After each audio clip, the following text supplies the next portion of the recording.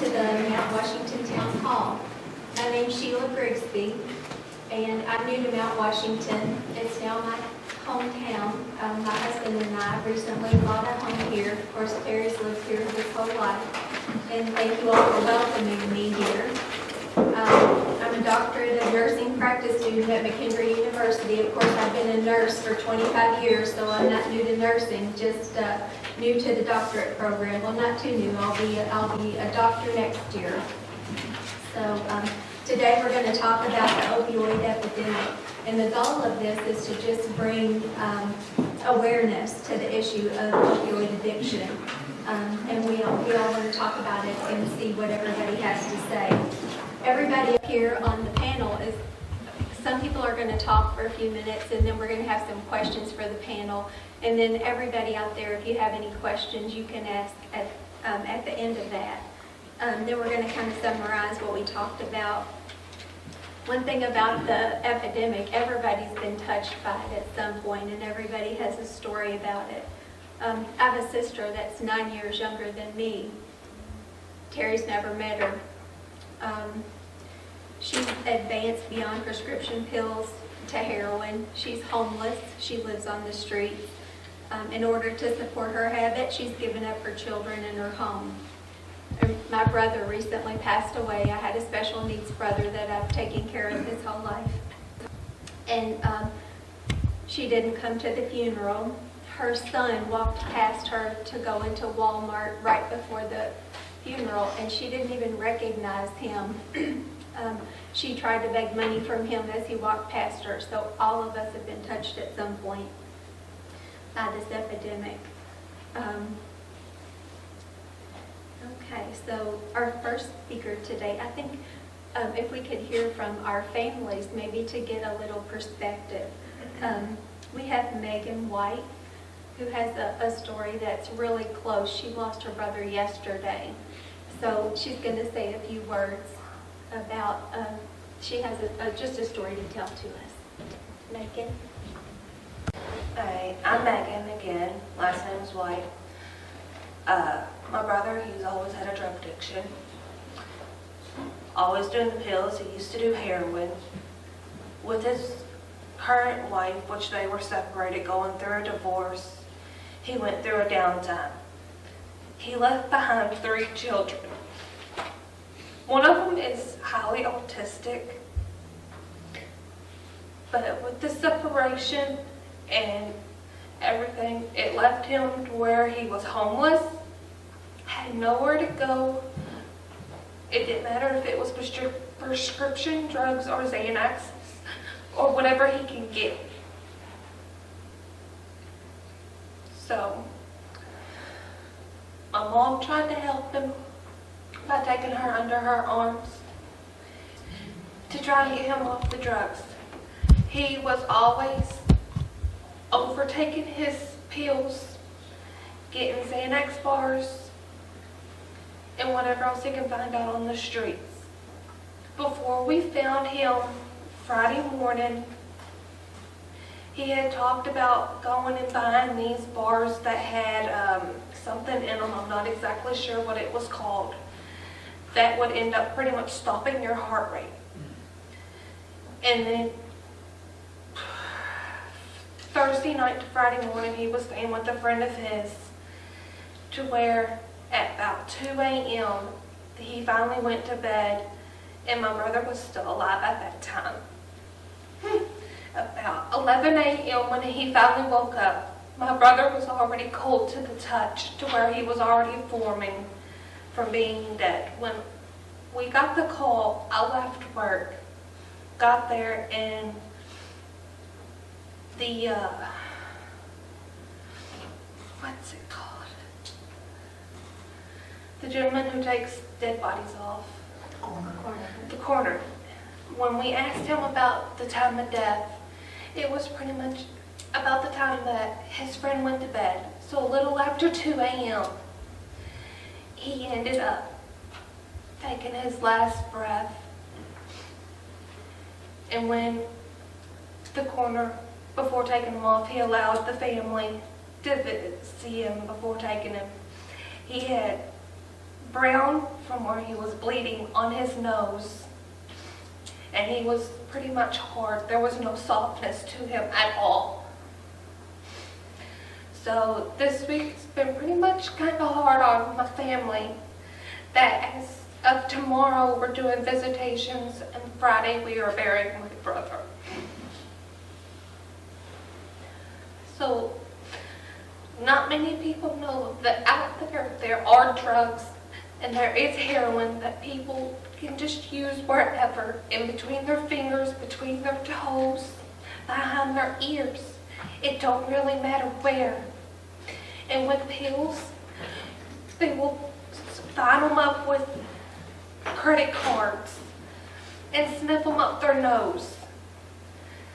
That'll put them in liquid form and shoot them up their arms. It don't matter how they do it, but they are doing it no matter how or when or where. They don't care where it's at. And you would think having family and children close by as a support system, it would help. But I guess with his downfall moments, he felt like he had lost everything, so he pretty much just gave up his life, leaving everybody else behind in heartache and sorrow. I really don't have too much more else to say. How old was your brother? He was 35 going on 36. Same. Thank you for sharing your story with us. I'm so sorry for your loss. Our next speaker today is Dr. Robert King, and he's going to tell us about his daughter. They call me Bobby, just call me Bobby. My daughter was 19, and when she came to live with me, and that is her, when she got out of high school at 18, didn't change much, so what I thought was a beautiful little girl. My baby of 5 kids. I have 8 total, 3 are stepkids. So that being said, she didn't get along with her mother very well, so she came to live with me. And when she did, she worked in fast food, so I was one of those parents who at the time, you will hear the word enabler. I was an enabler. I believed every lie that she told because she was my baby. She was my little girl. She would never lie to her daddy. They do. When they start taking drugs like she did, she started out with Xanax. She worked at a fast food place, and she would take the straws, and I found the straws in her purse, and she would take them and cut them up with credit cards or her driver's license, and she would snort them up her nose. And you'll find out when your children, 2 things to remember today before I go any further. If you can take anything with you today, 2 things to remember is, 1 is tough love. You can never be tough enough on your kids. And I found that out the hard way by my little girl.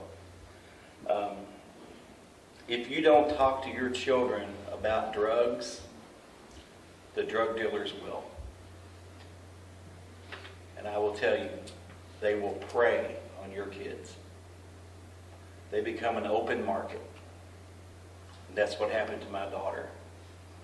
I thought, well, my little girl would never do drugs. My other 5 didn't, or my other 4 didn't. She did.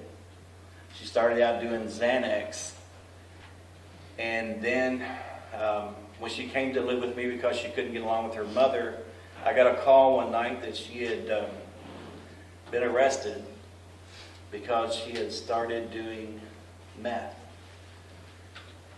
And I noticed that her skin was breaking out. She had been picking on herself a lot. She went from, in a matter of 3 months, from this, I don't know if y'all can see that or not, that's my little girl. This is her mug shot from doing meth. That's her. That was in 3 months' time, how much she had changed. So she came to live with me.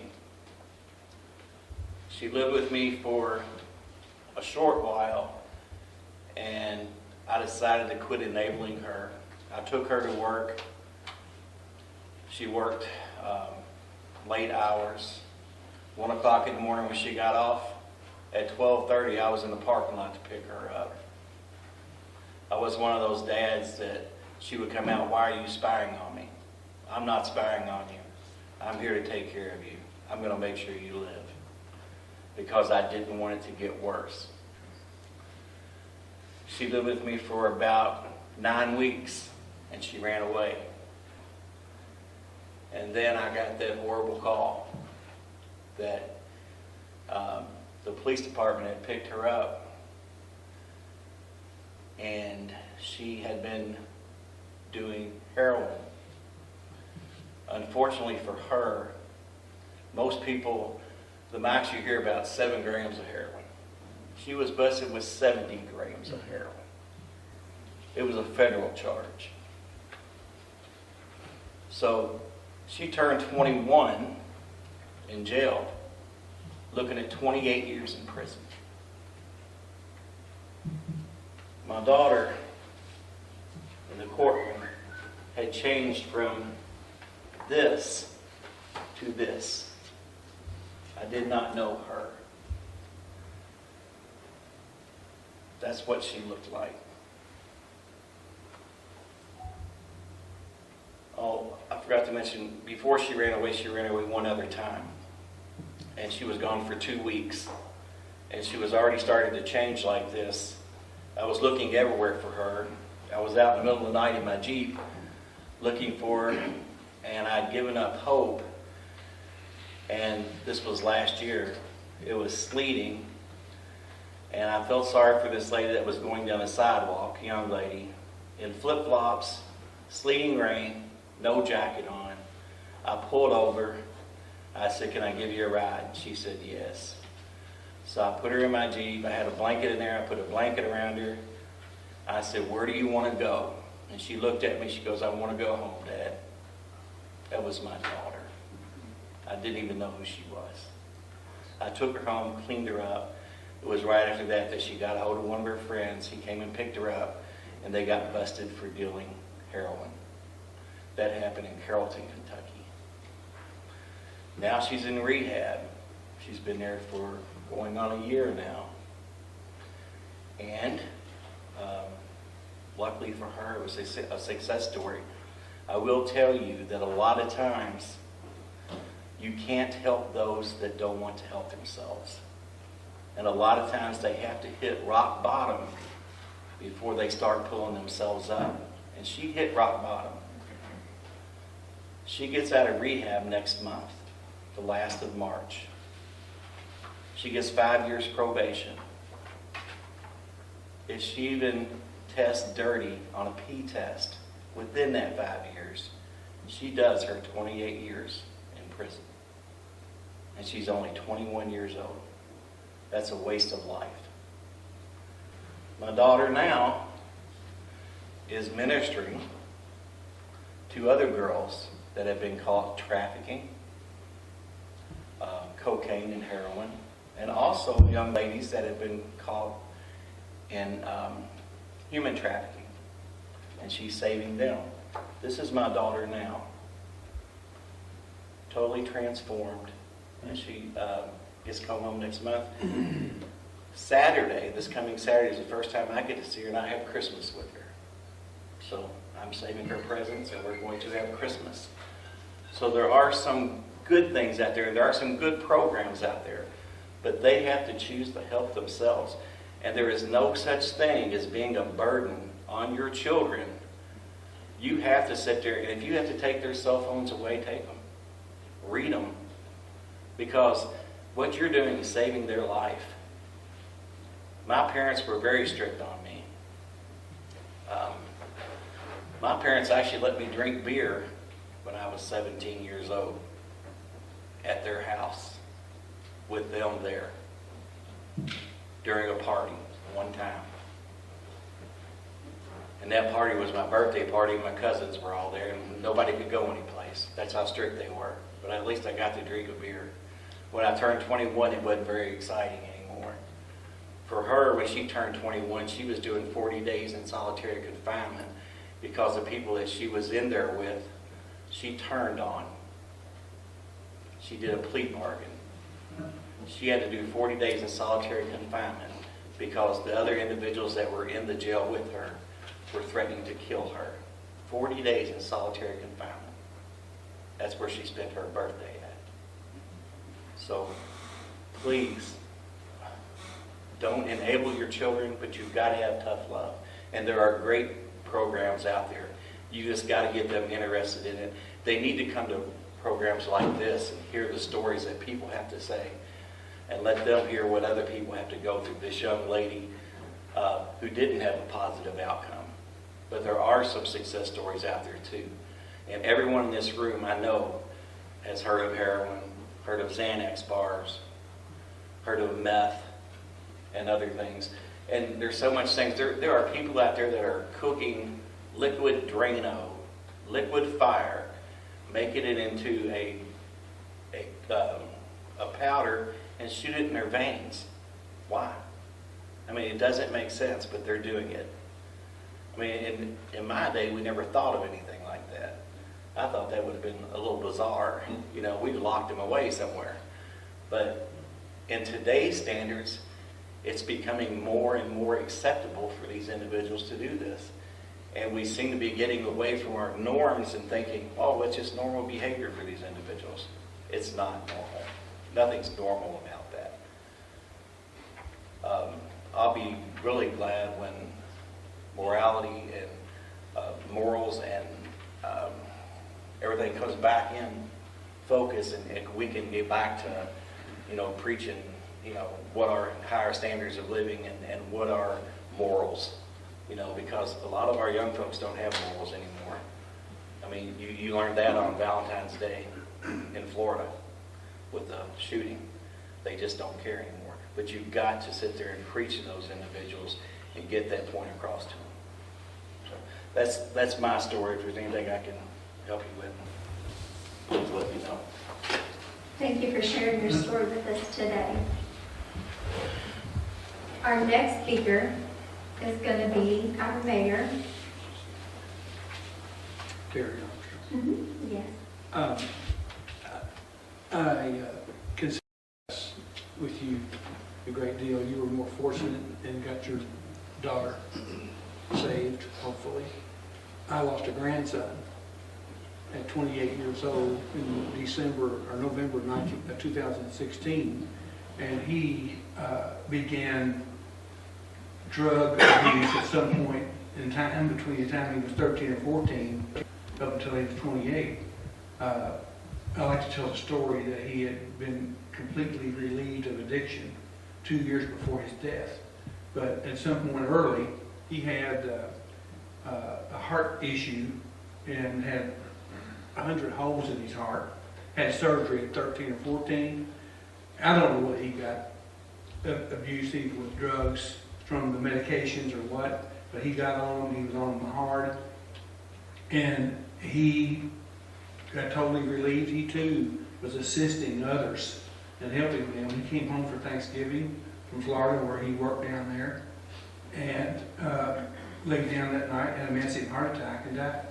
I don't know whether it was from the previous drug abuse to his body or whether it was from a natural occurrence in his heart, with his heart, from the operations and so on.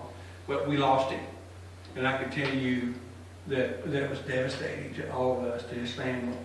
And I could totally sympathize with your position where you are. And fortunately and hopefully that you've got your daughter on the way back. And I pray that that happens for you. As mayor, we had a city council meeting the other night, and we have been discussing in the council meeting open sessions about the legalization of marijuana. And I have a story that affects me personally, and I wanted to share that with you again. And to those people who were at the city council meeting the other night, I apologize for putting you through this again. It's a short story that I wrote for the council, ending up stating my position on legalizing medical marijuana. Let me say, that is not a support by me of marijuana and its use on a, what do you call it? Recreational issue. This is about the legalization of marijuana and its prescription doses by a doctor. And here's my quick story. And this was read at a city council meeting Monday night. Recently, there's been much conversation in our state and our county about the possibility of legalizing medically prescribed marijuana. We've had speakers in our city council meetings mostly speaking in favor of legalizing medically prescribed marijuana. However, I personally read a resolution adopted by the Kentucky Association of Chiefs of Police who did not support legalizing this drug. And I state that because I want to make an issue of the fact that there's two sides to this story. And you're either going to be on one side of this issue or the other side. And hopefully we can all come together and make the right decision. Our city council is yet to take a position, and that's still the case as of right now, on this issue, and not because they do not want to, but the situation has not been formally presented, itself. It has been presented to the council at this point, and we intend, if I have anything to say about it, intend to take a decision on that at our next council meeting. We generally discussed the issue in a previous council meeting, but no position was taken. I personally thought long and hard about this issue, and I know I have friends on both sides of this issue. Whatever side my friends take about this issue, I will respect and hold no ill will against them, against any of them. The same applies to any member of our city council. After a lot of thought about this issue and considering a very personal involvement with my wife, who was prescribed opioid medications for severe and ongoing pain in her body, I have decided if a medical doctor can prescribe oxycodone, oxycontin, and morphine to my wife for her pain, then what is the difference in a doctor prescribing medical marijuana for medical reasons to a doctor's patient? My wife had severe issues with these drugs and was close to addiction and probably was addicted. She had to be supervised due to withdrawal, so she made the decision to completely discontinue the use of these opioids. She is not taking these drugs today. She's totally off of them. She's not addicted. And I told everybody at the city council meeting the other night, don't come to my house looking for opioids or breaking in the windows and doors because there's not any there. Be sure and tell everybody who's on opioids, but they can't find any. I'm happy to report that my wife has completely discontinued the use of opioids, no longer has them around, and no longer being prescribed. I've been told that medically prescribed marijuana is not even near as habit-forming and intoxicating as Oxycontin, morphine, or oxycodone, and I am a witness to that. Since it will be prescribed by a medical doctor, even considerably less likely.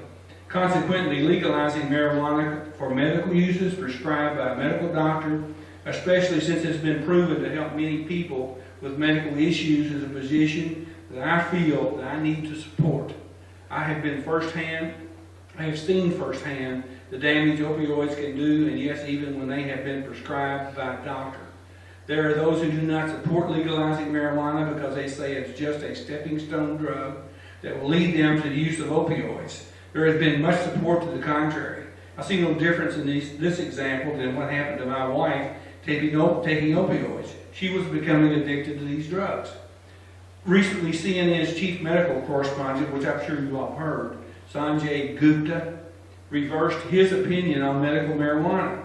Here are Gupta's reasons for his change of stance.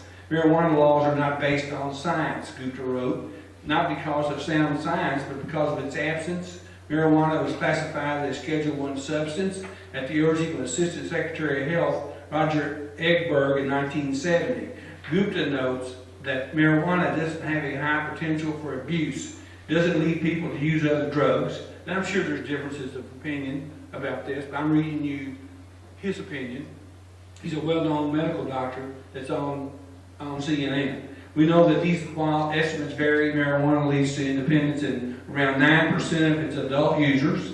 Cocaine, classified as a less addictive Schedule II substance, hooks 20% of those who use it. Around 25% of heroin users and 30% of tobacco users become addicted. In some medical cases, marijuana is the only thing that works. Gupta met with one woman in Colorado who used marijuana to cut the number of seizures she had from 300 per week to 2 or 3 per month. From 300 per week to 2 or 3 per month. Why should a medical doctor not be able to prescribe that kind of help to a patient with seizures? It's safer than a lot of prescription drugs. Someone dies from a prescription drug overdose every 19 minutes in the United States. But Gupta could not find a single person who died from a medical marijuana overdose. Other doctors believe in it. I put medical in there and that's not true. Who died from a marijuana overdose? Other doctors believe in it. 76% of physicians surveyed would prescribe marijuana to ease the pain of women suffering from breast cancer. While quitting marijuana can produce some withdrawal symptoms like insomnia, anxiety, and nausea, it is still nowhere near as bad as drugs like heroin, cocaine, or alcohol, or oxycodone, or oxycontin, and morphine, which my wife was on. And I've seen her. You wouldn't believe what she was going through when she got off of that. She had to be watched very, very closely. I have seen the withdrawal from alcohol, and it can be life-threatening, Gupta said. Not so with marijuana. I'm just continuing this right now. Don't want to take too much of your time, but you generally get the idea of what I'm talking about. I haven't had a personal experience, not with marijuana, but with the opioids in my family. Lost a grandson, as I repeat. Thank you very much. Our next speaker is going to be Cindy Lewis. She's an advanced practice nurse, and she is the coordinator of an orthopedic program, the 10th largest, and she has experience in pain management and geropsych. Thank you, Cindy. I'm going to use the microphone. I'm a little hoarse. Well, every nurse knows the frustrations of caring for a patient with a substance abuse disorder. And today I want to read you a story about a patient named Wade. You may have met him because he could be the guy next door, your cousin, or perhaps even yourself. So Wade's in the hospital and he's had his appendix out and he has a diagnosis of substance abuse disorder listed on the chart. And he's just such a likable, intelligent, funny, clever person. He's actually quite attractive, although his lifestyle's starting to take a toll on his looks. So at 7:40, Wade's standing in the doorway of his hospital room looking up and down the hall for his nurse. He's holding up his cell phone, repeatedly checking the time. And Jane is his nurse, and she sees him and she thinks he's just doing that to irritate me. He always calls for his pain medicines before they're due. Yet, Jane has yet to see any symptoms of pain. She'll ask him what his pain level is, and it's always 10 on a scale of 1 to 10, with 10 being the worst. So what's going on here? Well, Jane's assuming that Wade lies about his pain in order to get narcotics because of the diagnosis listed on his chart of substance abuse disorder. So Jane goes into the room and she asks him, what's your pain on a scale of 0 to 10? And he automatically says 10 without even looking up from his cell phone. So she goes and she gets the medication, she comes back in, and he's so eager. He scoots to the side of the bed, shows her his IV site or IV port, and asks her if she'll flush the Dilaudid faster. She ignores him, she doesn't make eye contact, she doesn't speak, she does her job and leaves the room. Because she's judging Wade. She's judging him harshly. She hasn't been very nice to Wade. And why do nurses feel that way when they deal with patients who have substance abuse disorders? So let's stop and think, is Jane a good nurse? Well, actually, she's a very good nurse. And she prides herself on being caring and compassionate. But she's not feeling so good about herself right now because she's mad. She feels manipulated, as if Wade's playing her for a fool to get drugs. I mean, she just pushed IV narcotics on an IV drug user. And that's not typically what nurses do. It's not what we were taught to do. So Jane's angry because she's not being the compassionate nurse that she thinks of herself as. Instead, she's being a mean nurse and tight-lipped with Wade, her patient. But yet she followed the rules. When the patient says they're in pain, pain is pain. That's the golden standard. But we know that's not always true. That's like saying the customer's always right. We know the customer's not always right. And just as we know patients who abuse substances will come into the ER claiming to be in pain and they're not in pain. However, in this situation, Wade was a post-operative patient and his surgery pain was real. But how much pain did he have? He wasn't showing symptoms of pain. He was looking at his phone. I always rated it as 10. So when I look at Jane, is she a bad nurse? No, just like a lot of other healthcare workers out there, she lacks knowledge about substance abuse and substance abuse disorders. She needs education. She doesn't know about opioid tolerance. And tolerance is just a normal physiological response to exposure to a substance over time. Do you remember the first cup of coffee you had and the little jolt you got of energy when you drank that cup of coffee?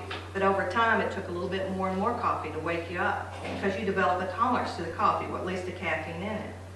Well, that's what happens with opioids. You develop a tolerance to the side effects as well as the analgesic effects that develop, which means the patient requires higher and higher doses of pain medications to achieve pain relief. So Wade was tolerant to opioids. Normal doses of opioid would not relieve Wade's pain. The lauded 1 milligram IV for Wade was like a lukewarm, watery half a cup of coffee to me, and I like my coffee strong. So added to the problem is physicians, nurse practitioners, people who are ordering the narcotics. When you have a patient who's opioid dependent, they aren't educated in how to treat that pain. They just give them the standard old dose. Dr. Mack Surgeon, who did the surgery, likely ordered the one-size-fits-all dose of pain medicine for Wade. But Wade's needs are different from your average patient.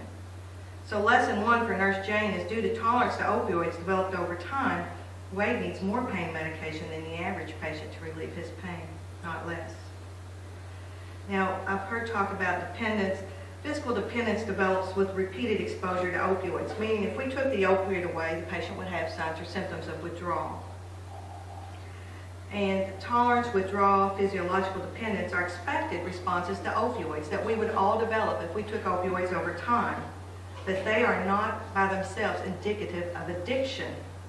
Many respectable, functioning members of society live with chronic pain and take opioids on a chronic basis. But that doesn't mean they're addicted. They may be dependent. We all would be dependent over time if we took the medications over a long period of time. But the dependence in itself is not addiction. So lesson number 2 for Nurse Jane was being opioid tolerant or dependent doesn't make you a drug addict.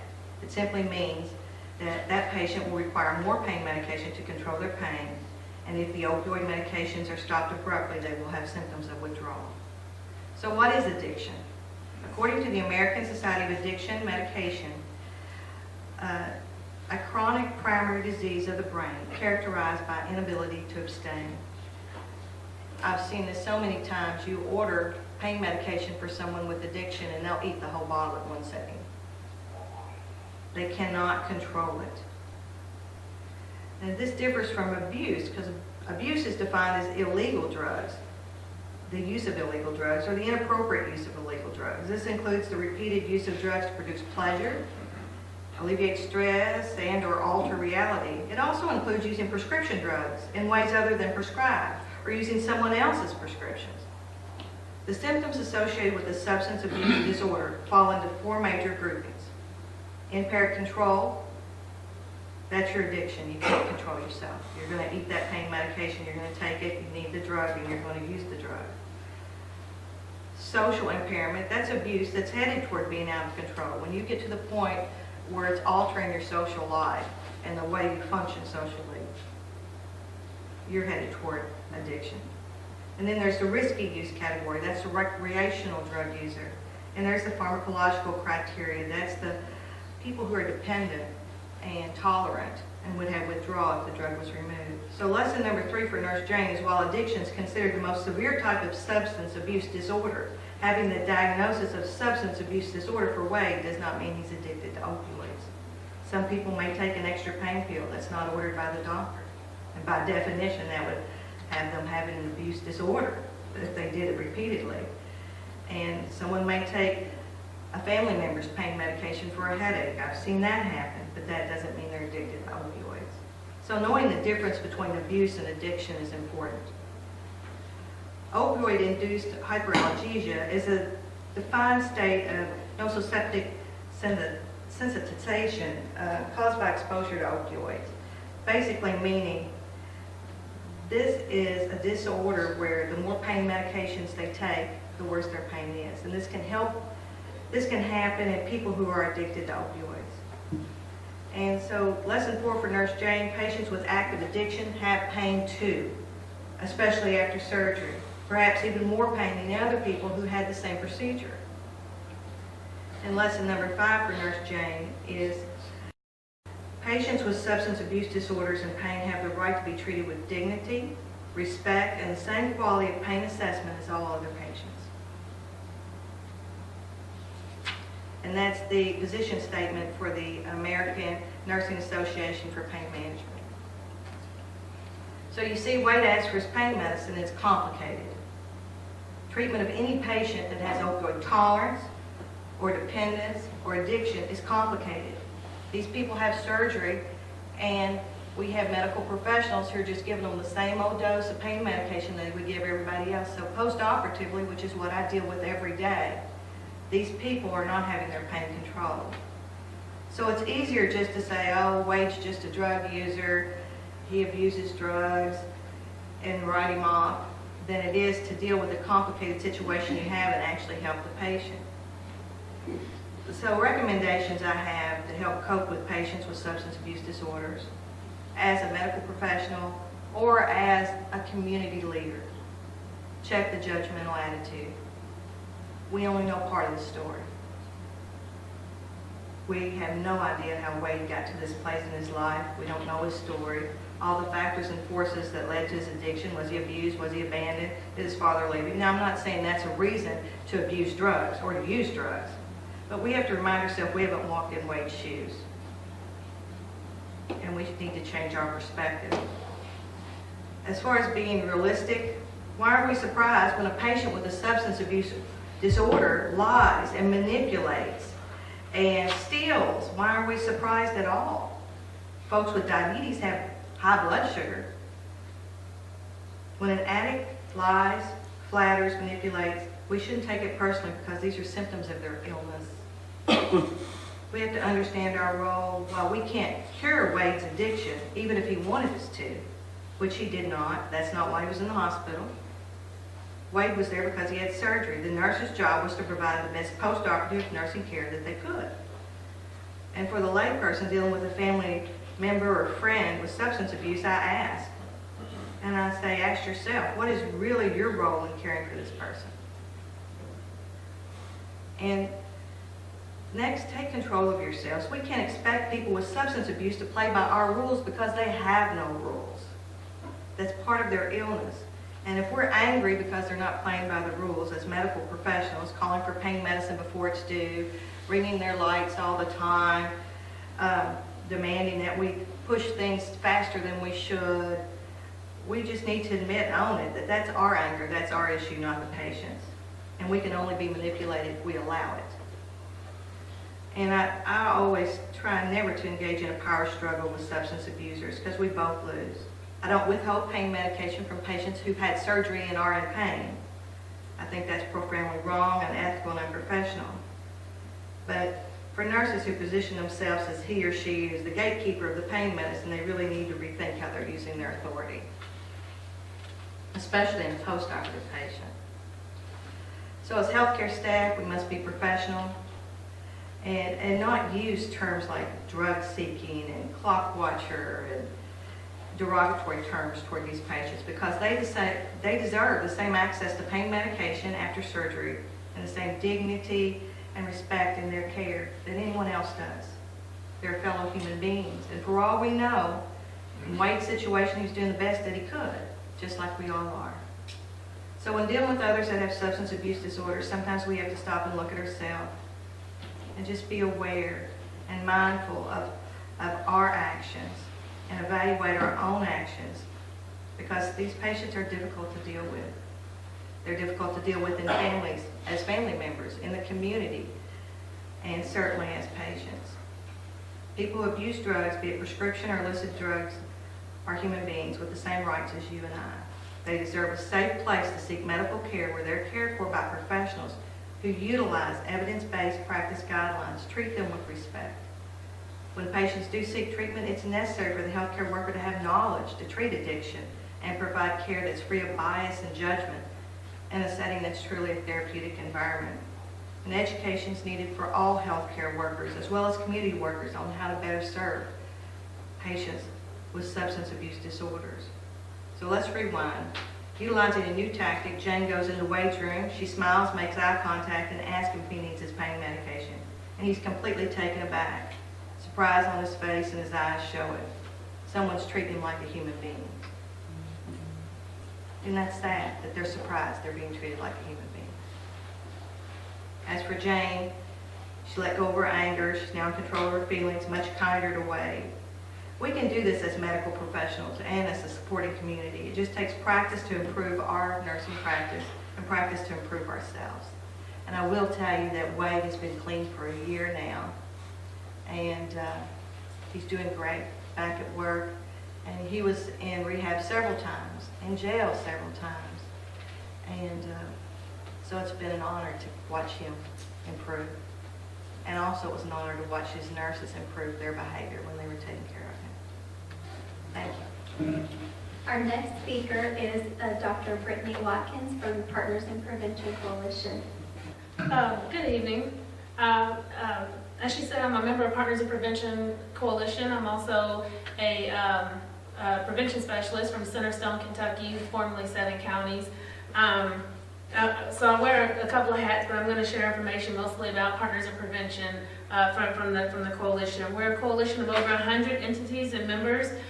We've been in operation since 1995. We're the only drug-free coalition and the first drug-free coalition in the county. We meet every second Tuesday of the month at the health department at noon. Everybody's welcome. We try to provide some food, just refreshments. And now I want to talk about some of the things that we've done in the past and that we're doing currently for substance abuse prevention. So one of the things I'll start here are drug take-back boxes, the permanent drop boxes.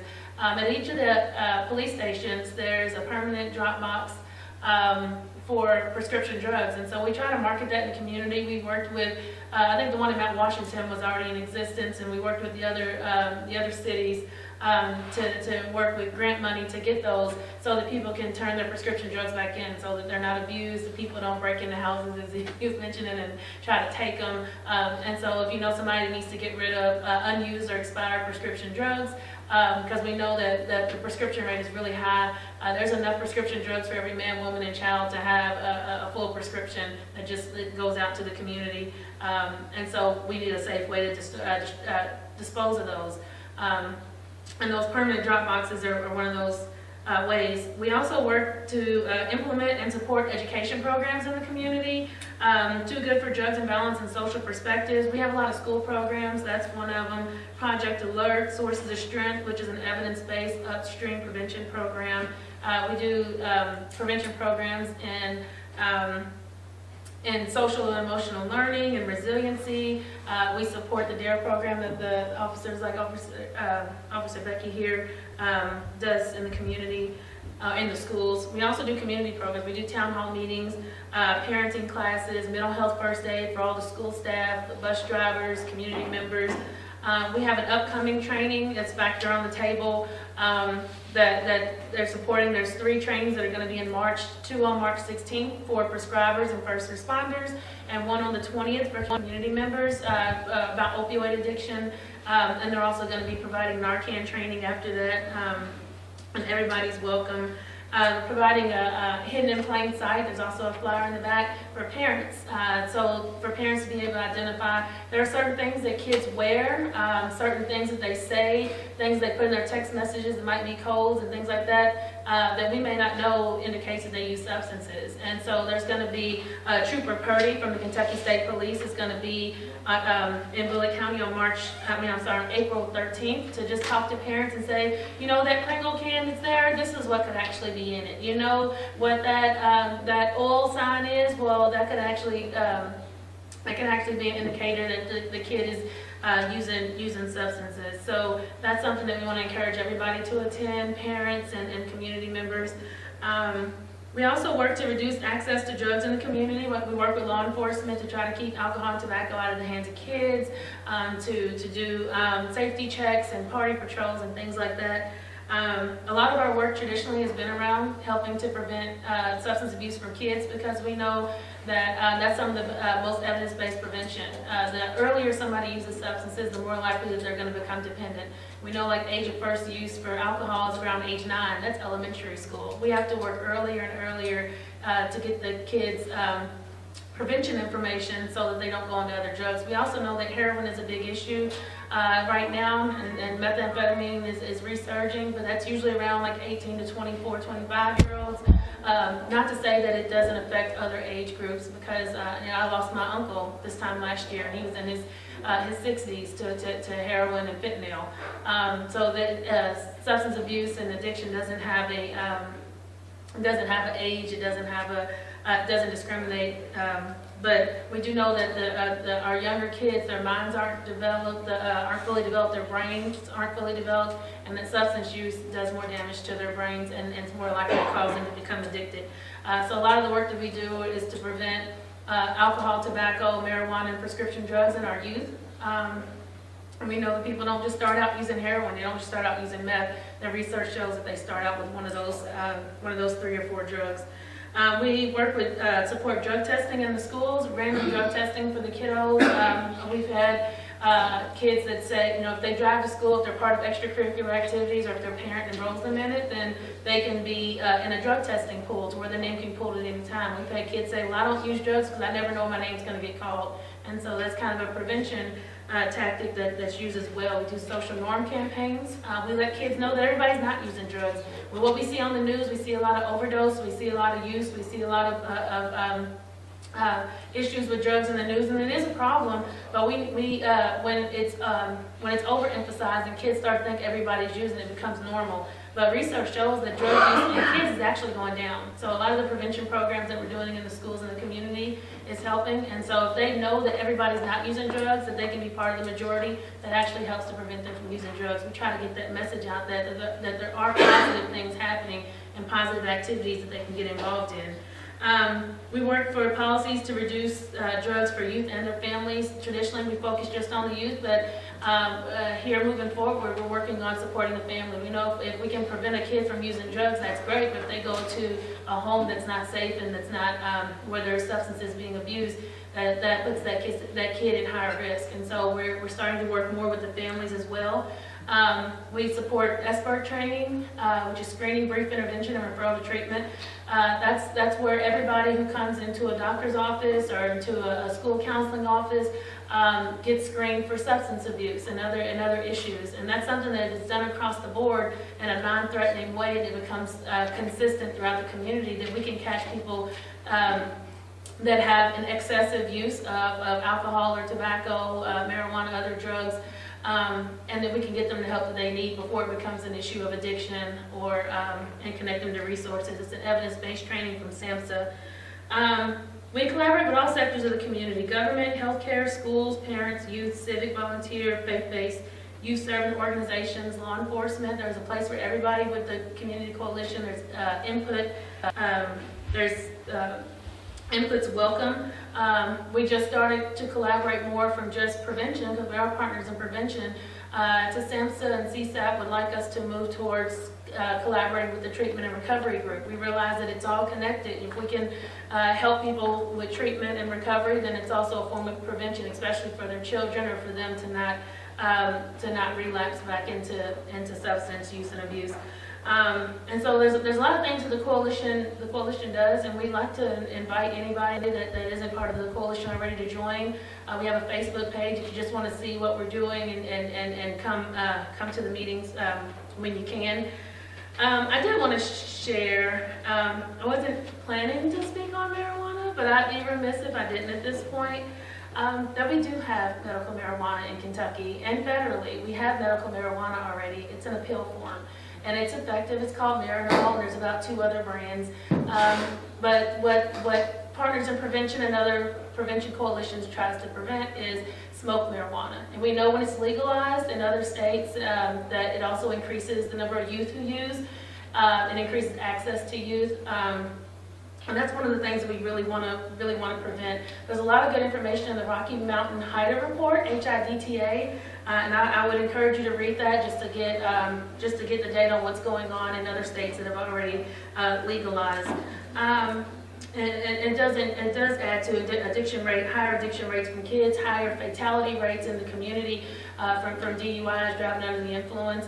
That right now their fatal car crashes have marijuana indicated more than alcohol, and so a lot of times marijuana is compared to alcohol and tobacco, and like, oh, it doesn't kill as many people, but we don't want to compare our policies to what the worst can be. We want to compare it to what's the best for our kids, our families, our community, and what do they deserve.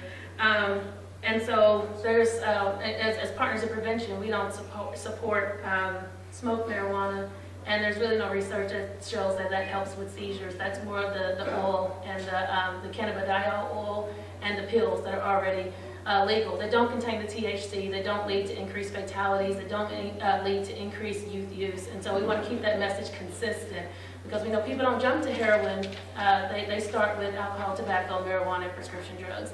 And so we want to keep that consistent message for our kids, that they can have a full, productive life that's drug-free, that they don't have to medicate, and that there's other ways. We know that people are hurting, and so that's one of the things Partners in Prevention tries to do. People use for a reason.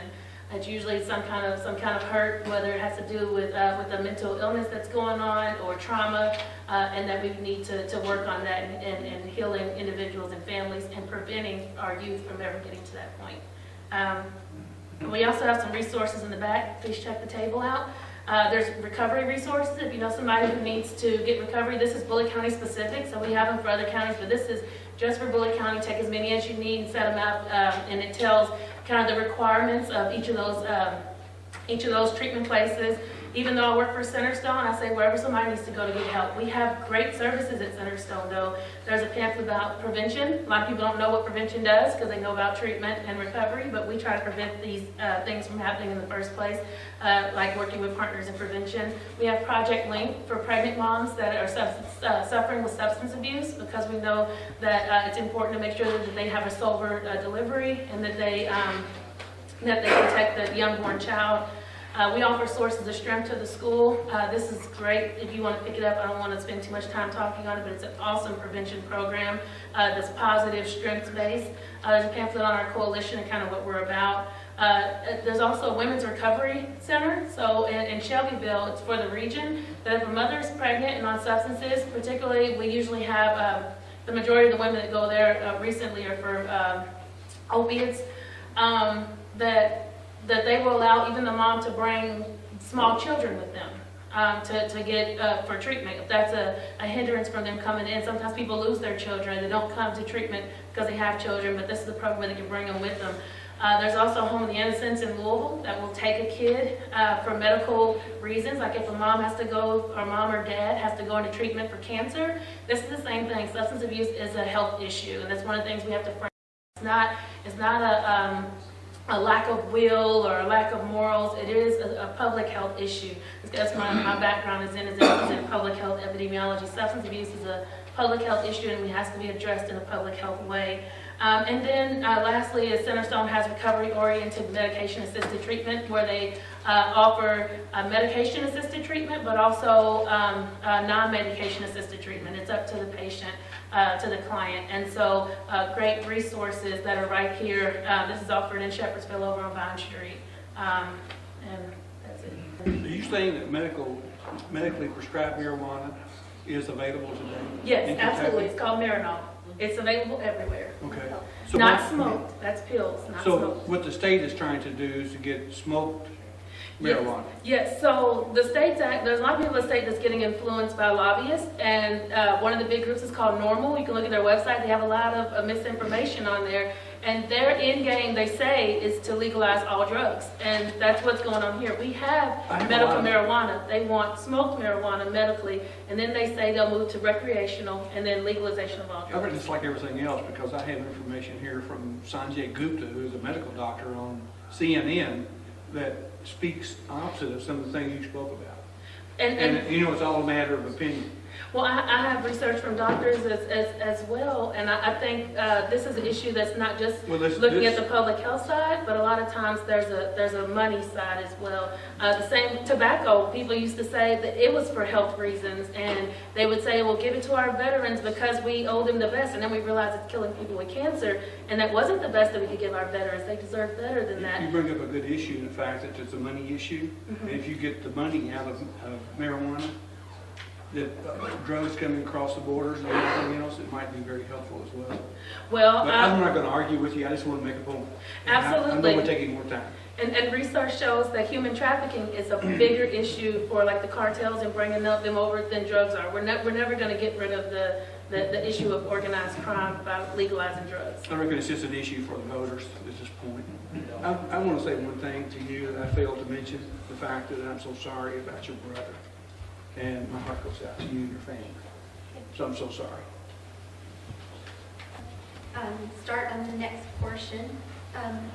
One of our panelists that didn't speak is Becky Franklin. She's with the police department, and she works with the school system and educates our youth on drug control. So, yeah, and she also works with the Partners in Prevention programs. Do you want to say anything, Becky, before we start?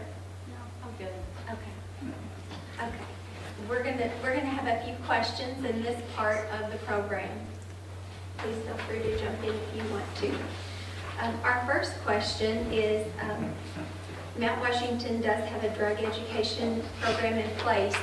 The highest rate of opioid overdose emergency room visits currently is in the age category of 25 to 34, so we're looking at younger people.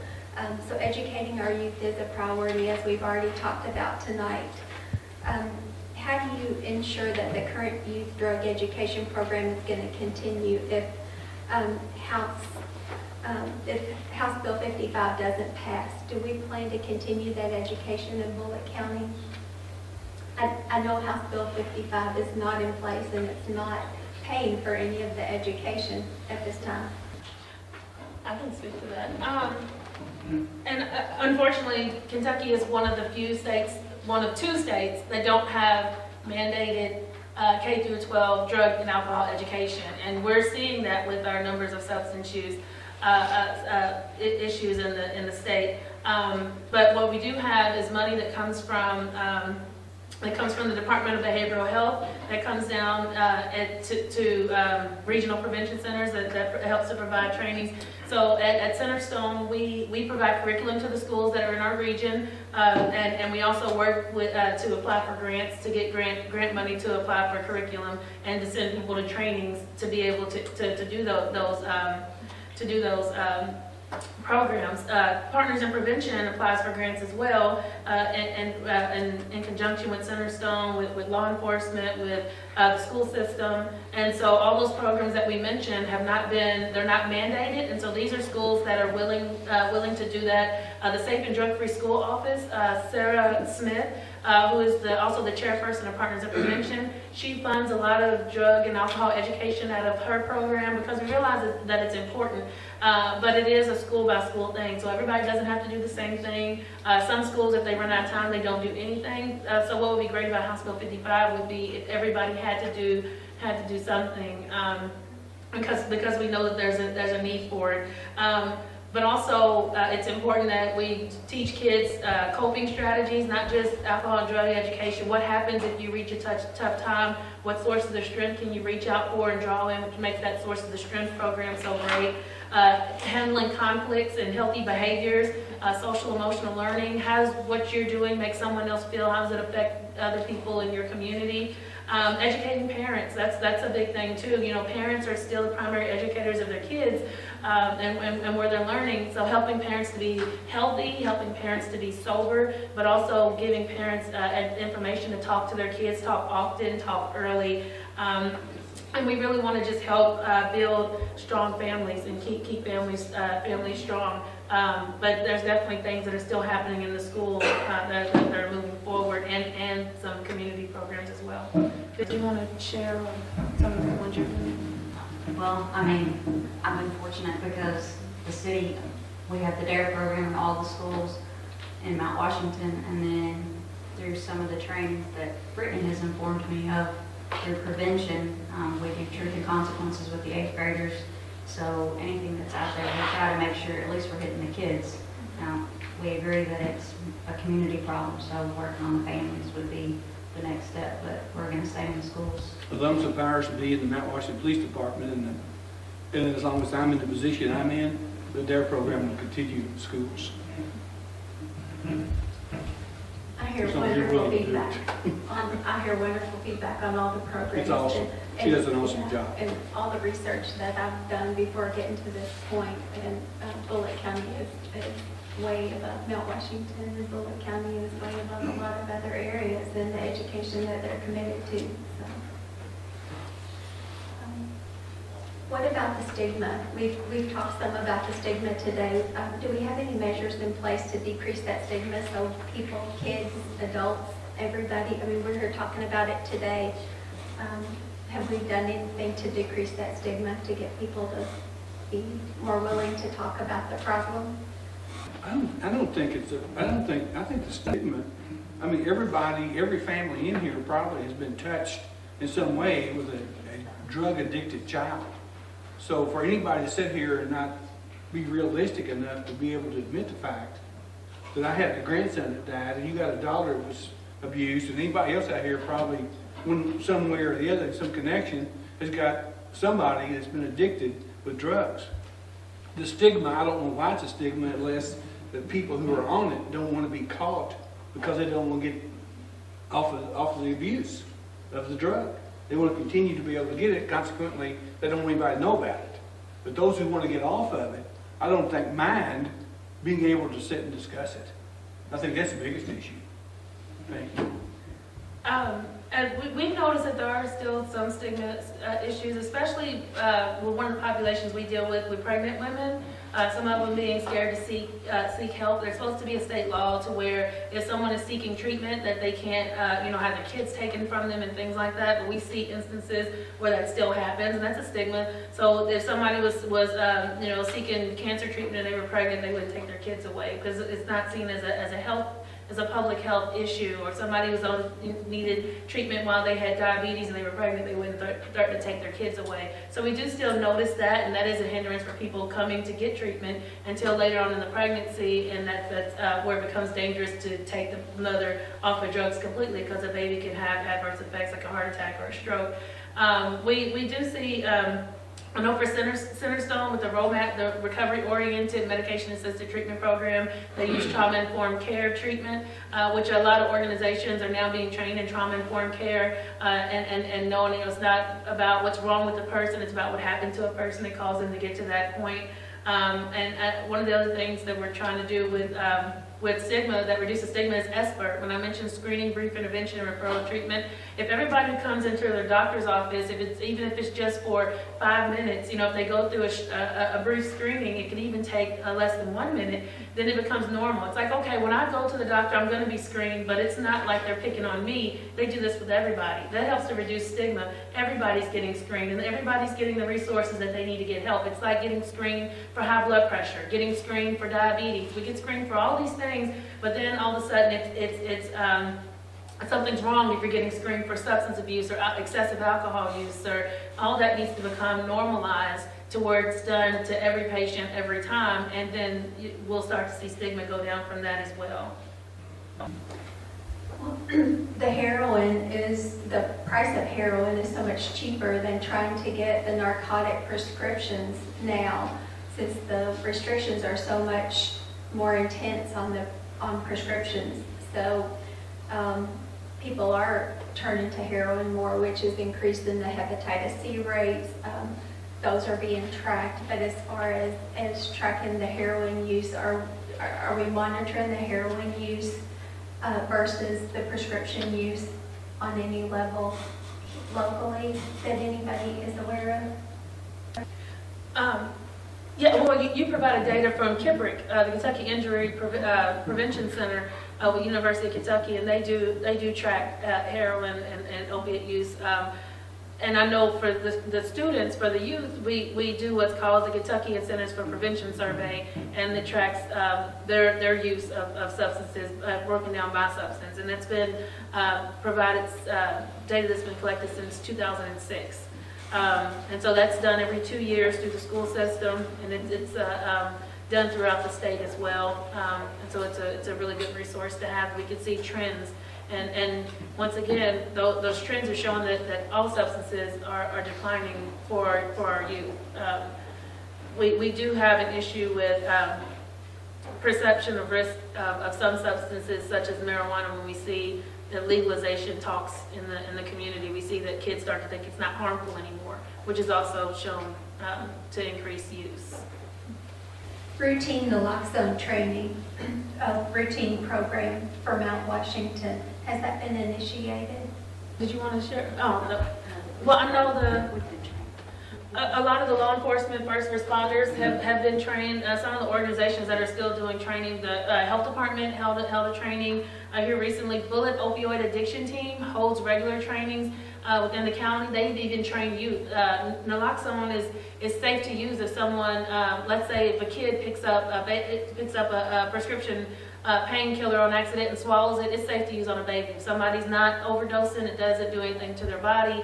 It's very safe to use. It's covered under the Good Samaritan law in Kentucky, to where if somebody has one, I actually have one. I've been trained. I've had family members that have struggled with substance use disorder, and I just carry it around. You just never know.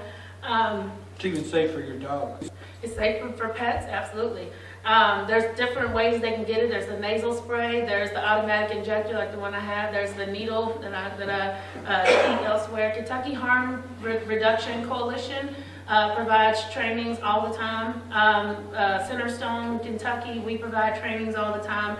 Like I said, there's going to be three naloxone trainings in March, 2 on the 16th and 1 on the 20th. But they'll provide a 15-minute training, a really quick training, and provide the actual kit that goes along with it, the rescue breathing kit, the injector. It's always good to have it on hand, because I've heard people say we just keep giving it to them and giving it to them. The truth is they have to be alive in order to get help, and that's one of the things we have to reduce stigma about as well from someone who overdoses. They have to be alive to get help, and so whatever it takes. I've had family members that they've had to have it done more than one time, but at this point now they're sober, they're working and raising a family, and if that naloxone hadn't been there, they wouldn't be with us. And so yes, there's lots of opportunities in the community. If you don't know of one, contact Centerstone, Kentucky, or contact the Kentucky Harm Reduction Coalition. It's free training, free kits. It's also, you can get it from your doctor's office. You can get a prescription at your doctor's office for a loved one, or just to have it on hand. It's covered by insurance. The Harm Reduction Coalition was going to be here tonight, but they were not able to attend. So they did offer to come back in about 3 weeks. So we can talk about that after this is over, if we want to set that up for them to come back and provide it for the community. What kind of treatment options do we have available for the residents? As I've researched this and talked to people in the community, one thing that I heard is they don't feel like there's enough treatment options available. Are there assistance programs available if somebody needs treatment and doesn't have insurance? Are there transportation options? Is that something that this panel can talk about, or is We've that had an application at City Hall, or not an application, but a discussion from a person who's operating facilities in other states and in Florida, very interested in opening up a facility here that will help treat and work to get those addicted off of the drugs. And we're very excited about the possibility of that, and look forward to working with that in the future, but it's a good possibility. Stacy Bush with Family Dynamics and the REACH program, and she works in Partners in Prevention. She helps out with family drug court, teen drug court. She says they will turn no one away. They'll work on a sliding scale for fees or whatever, but she is all about treatment. She helps out with truth and consequences. She brings her group with people in recovery. They share their stories, but they turn no one away. I can mention again, we have flowers back there, but there's also those bags, feel free to grab one. They have candy in them, all the resources available from Centerstone, Kentucky, regarding treatment. And they use the 12-step model, they use recovery-oriented model, they use medication-assisted, not medication-assisted treatment, trauma-informed care. They work with the family rather than the individual, help the individual go back to a healthy living environment. A lot of ways that they try to accommodate the individual. And once again, there's also a list of other treatment providers. I think that we, in the area of substance abuse prevention, in this area, that Centerstone is doing, state-of-the-art, leading evidence-based products and services. But at the same time, wherever somebody needs to go for help is where they need to go. We even have a list, if you're interested, I can give you one for out of state or out of the region. I've known people that needed to get out of their situation and then they could come back outpatient or continue with an AA or NA group that's local, but sometimes they have to go away and get out of their environment in order to get to a place where they can go through their treatment and start recovery. But whatever it takes, I do think that we have great services, but wherever somebody needs to go, that's where they need to go. Okay, our last question for the panel tonight. Can everybody tell me what kind of changes they think even one that you think that would make the biggest difference in the Mount Washington opioid crisis, and why you think that change would make the biggest difference? I would think maybe just to get the information out there, like you've got a ton of information back there, but to have it in more places and let people know where the information is. I mean, yeah, I don't know, maybe a PSA, public service announcement, you can pick up information about where to pick up your little kits. I didn't know you could get it from the doctor. So that's something I learned. So anything like a PSA announcement on radio stating where you can get information about all these recovery programs, anything like that. At the public library, if you had someplace there that you could pick up the information, from, is it Centerstone? Mm-hmm. I knew it when it was 7 counties, but from Centerstone, if you gave the address, you could pick it up here on certain days, come in and pick up this information, for the people to pick it up. I think that would be great. Well, I think that what you've had to say was wonderful about the resources. I wasn't aware of all the resources.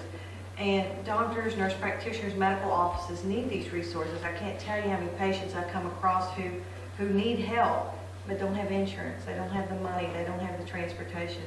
So just visiting the physician offices and providing them that literature, having it available in the lobbies. Social workers at the hospital who deal with the patients who come in that have substance abuse disorders, just having them have the resources in hand to be able to provide these patients would really help. Because I have so many patients that come in that talk about they have trouble finding treatment because they don't have any insurance, and actual issues with programs who wouldn't accept them and that type of thing. So just knowing the resources that I can provide them the information has been very helpful for me.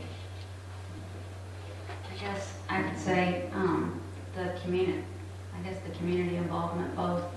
I mean, I'm in the schools a lot, but I could say from the family aspect, and then after being in Partners in Prevention, we've talked about, and this is where we're working, the family dynamic, but helping those that are recovering get back on their feet. And Stacy is big into that too. We're working on transportation or whatever we can do, but the ones that want help, we've got to be able to give it to them. And sometimes we're even at a loss for options. And I'd like to make a plea that please take everything that's back there on the table. And if you know a place to put it, please do. We put things on the TV and on radio. I don't know the main stations. I know we have an ad on Fox 41 right now for our treatment center, but they don't show the one about for pregnant women, or there's only so much advertisement that they do. But please take those, and if you need more, I can get you more. Those bags, they had a whole table full of them, but I just didn't know how many I should grab. And somebody said, it has chocolate in it. I don't know if it's chocolate, I know it's candy. But if I could say one thing that we could do to help, would be start young, and be relentless about protecting our kids and build strong families. You know, to never stop up, to never back down on protecting the kiddos because they're the future. I know Frederick Douglass said it's easier to raise up good kids than it is to I'm paraphrasing, than to fix broken men. And it really is. You know, there's not a lot of evidence-based programs for prevention for adults, but we have research that shows what works to prevent kids from using drugs. Once they become adults, if they get that education, then what we have at that point is treatment and recovery. And that's not where we want to be. We don't want to wait till somebody loses their kids, loses their home, loses their job. And so we really need to be relentless about helping to protect our kiddos, our greatest assets.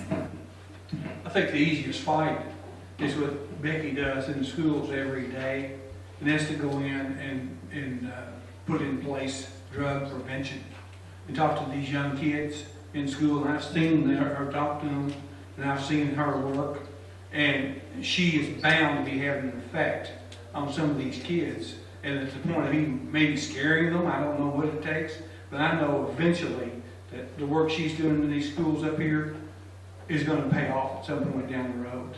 And I don't know whether every school in the county has somebody like her that's going into school systems, but they ought to have if they're not. I want to thank everybody for coming today.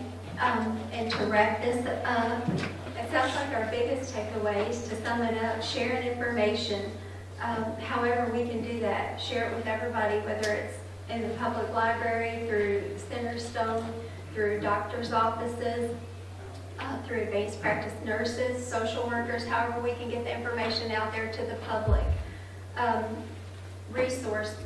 Use our resources, the community aspect, with families.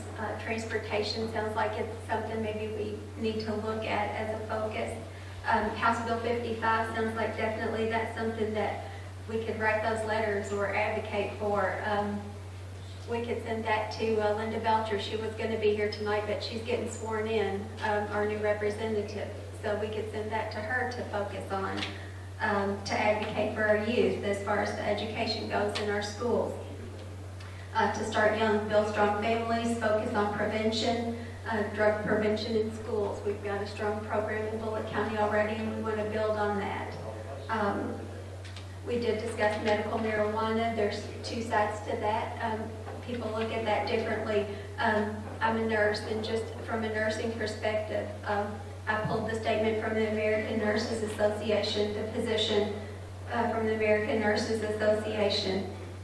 And the American Nurses Association strongly supports, with scientific review,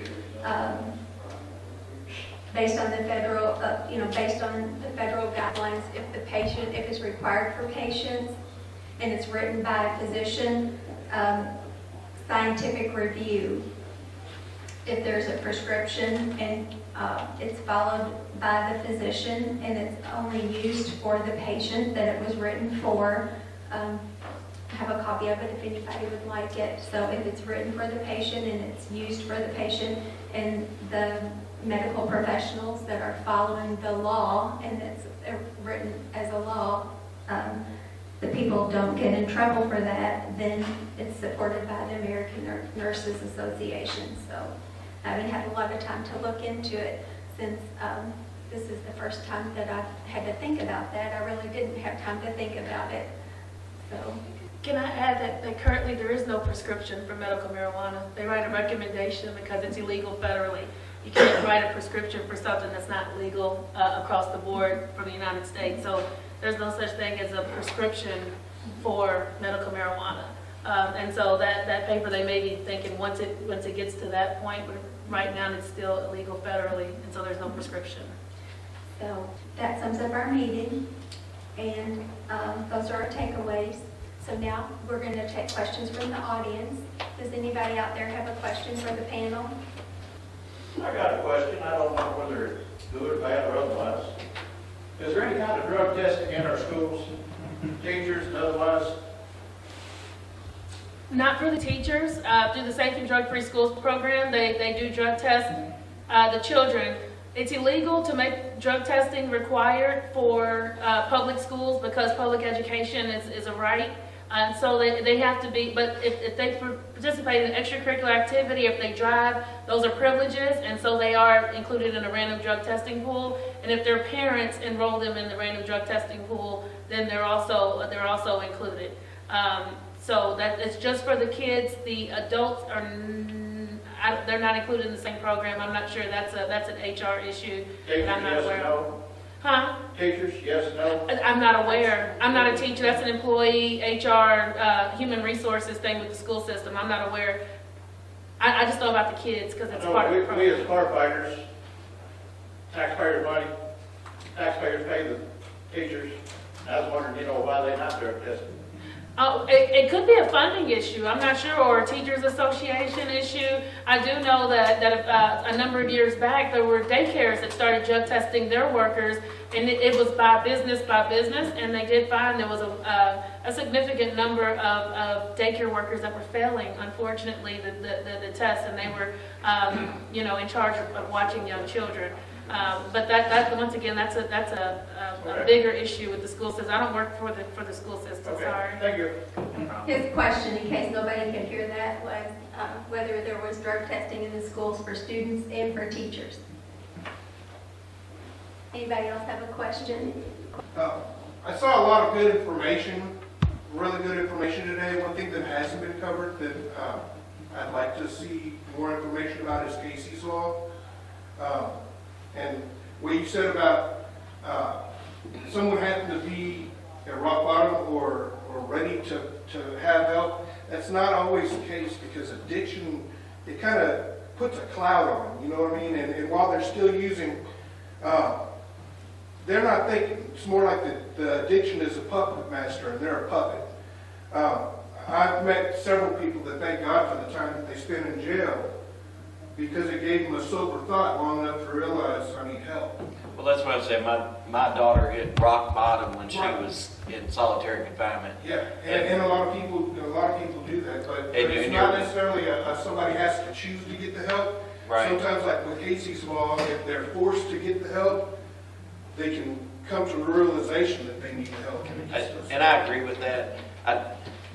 With her, it was totally different, because, and I can sympathize with her as well. She was looking at, I either sober up or I'm going to do 28 years in prison.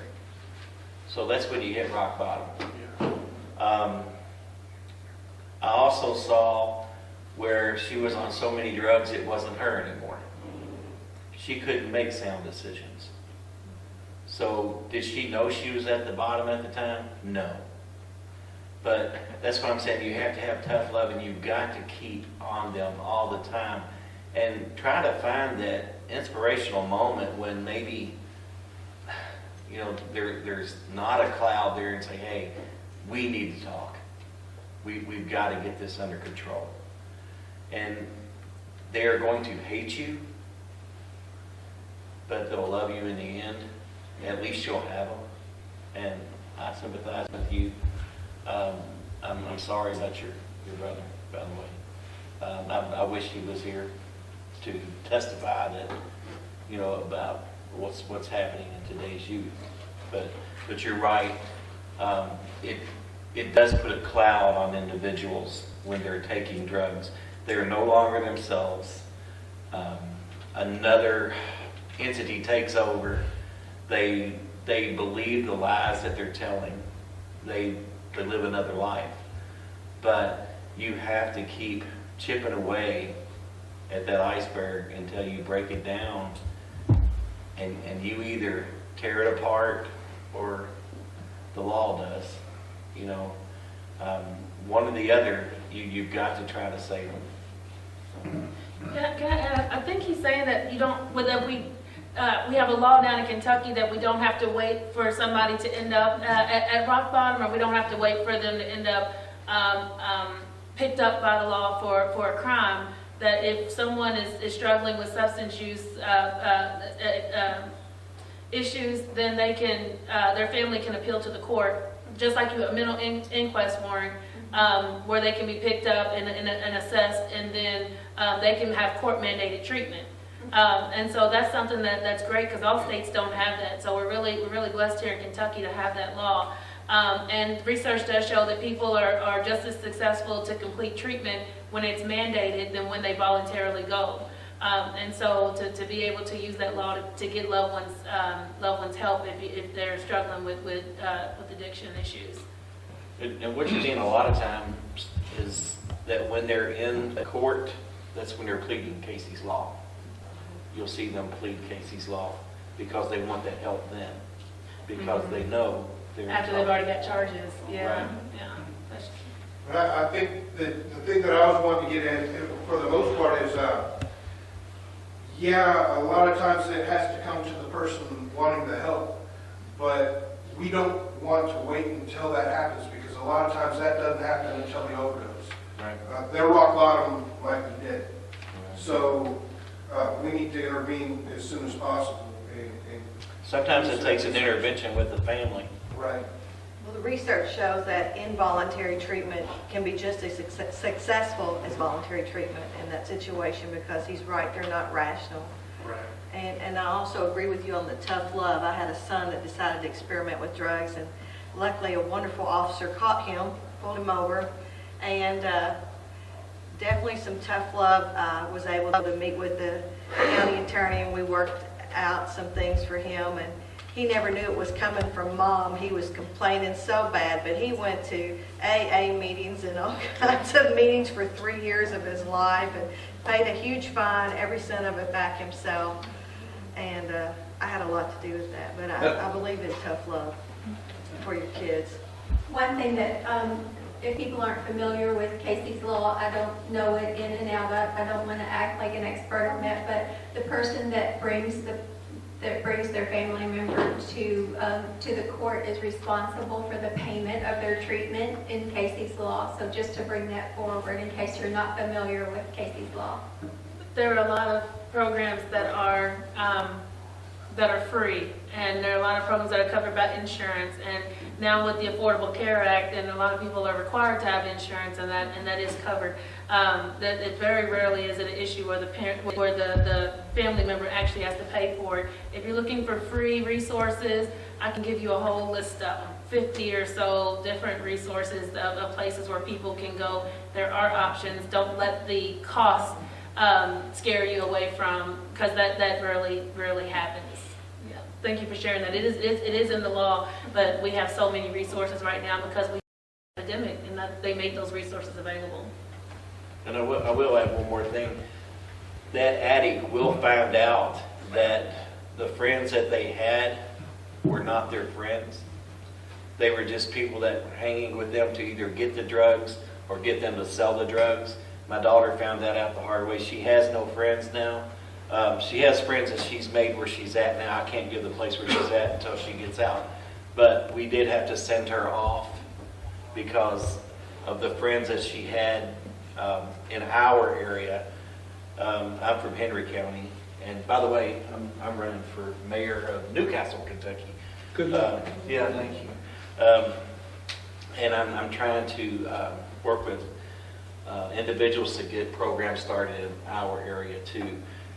My daughter was one of the lucky ones. My two best friends, I go with them to visit their sons. They're in the cemetery. So my daughter was lucky. So that being said, you know, I've kind of got off track because of my friends, but we had to move her away because she found out she didn't have friends, and they wanted her to stay in this area because they knew if they did, they could coerce her into doing other things. So we had to move her at least 100 miles away. What you're saying is very true, because my grandson, as long as he was here, was not going to get cured. No. He went to Florida for 2 years, and they totally took him off the drugs. Got away from these people Well, that we supplied. found out they weren't friends. Exactly. They were just users. Any other questions?